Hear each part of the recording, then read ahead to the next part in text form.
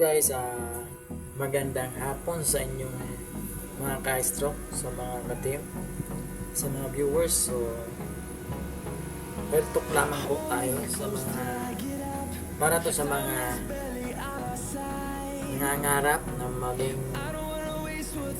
YouTuber or content creator. So, sa mga nawawala ng pag-asa na content creator na hanggang ngayon ay hindi pa namomonetize. So, nawawalan ka na ba ng pag-asa na gusto mo nang sumuko sa pagiging content creator? So,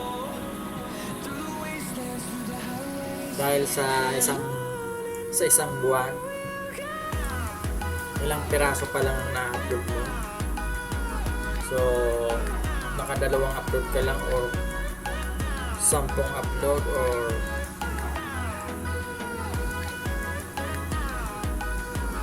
ilan pa lang yung subscriber mo. So, gusto mo nang sumuko. So, itong masasabi ko sa'yo. Ito'y para sa'yo.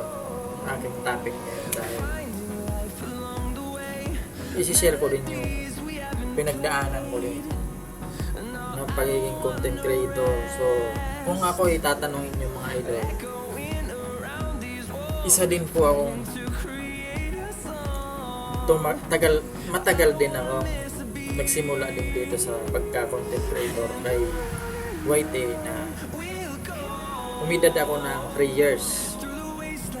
So, masasabi ko sa inyo, so, naisipan ko to dahil naisipan ko tong karirin yung pagiging content creator dahil gawa ng isa akong stroke survivor. So, isa akong stroke survivor na ang ginawa kong content ay yung pag-exercise, yung pagpapalakas ng aking effective na mga yung napinsala ng stroke. So, yun ang aking content. So, simula lantang gulay pa ako noon. Pagkalabas-labas ko ng hospital, tapos pumunta ko dito sa Manila, napunta ko dito sa Biñan, Laguna. So, dito ko pinatuloy. Nag-edad ako ng 3 years sa pakikipagsali sa mga pangat program, ganyan, sabto sa dinaanan ko niyan lahat kung ano-anong pinagagawa ko, aral ng tutorial, lahat ginawa ko na.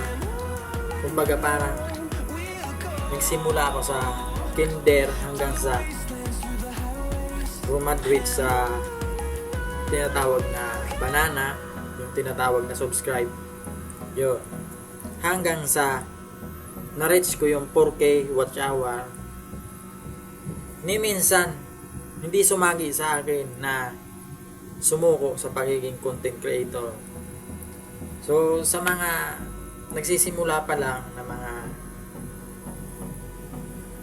content creator din, so buwan pa lang yung iniedad nila, so huwag kayong sumuko dahil dahil sa dito din nakasalalay yung ating mga pangarap para maabot nyo po yun, gano'n. Isa puso natin yung pagiging content creator at balikan natin yung kung ano ba yung sumagay sa inyo naging kaya ginusto nyo maging content creator. Balikan nyo yun, yung kumbaga mayroon kayong pangarap. So, balikan nyo yun, tapos ituwid nyo. Kasi kung isipin nyo, nasusuko na kayo, anong mangyayari no? So, ibig sabihin no, walang mangyayari. Masasayang yung pinagpaguran natin. Diba mga idol? So, ako nga nagsimula ako dito, lantang gulay pa nga. Lantang gulay dahil kakalabas ko ng hospital. Tapos napunta ako sa Manila, nakipagsapalaran ako. bilang isang content creator, grabe ng pinagdaanan ko. Sumagi na din dyan sa isip ko na parang susuko na ako, pero ni minsan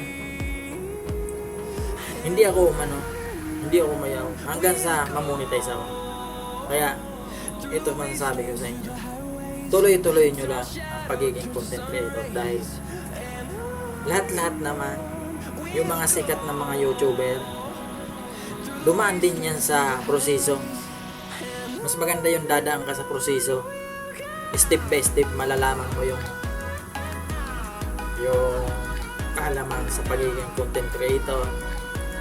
Dahil kung mali mo lang dyan sa pag-upload sa mga pwedeng mawalan ka ng channel. So kagaya sa akin, inaalagaan ko yung aking channel hanggang sa ngayon.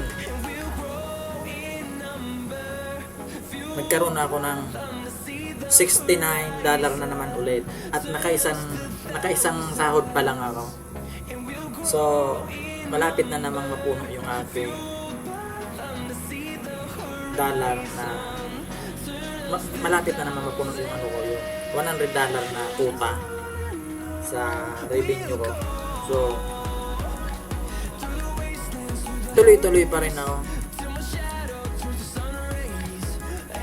Tuloy-tuloy lang kasi yan nakasalalay yung ating pangarap. Di ba mga guys? So sana kung ano din kayo sa aking maikling istorya, sinishare ko lamang po sa inyo para lakasan din yung loob nyo. Nakagaya ko na nangangarap at ayaw ko din masayang yung pinagpagurang ko. So tuloy-tuloy lang tayo. So para sa inyo talaga to mga idol. Ginawa ko to dahil gusto kong tumas yung i-ano nyo, isa puso nyo yung pagiging content creator. So yun naman sasabi ko sa inyo. Thank you God first.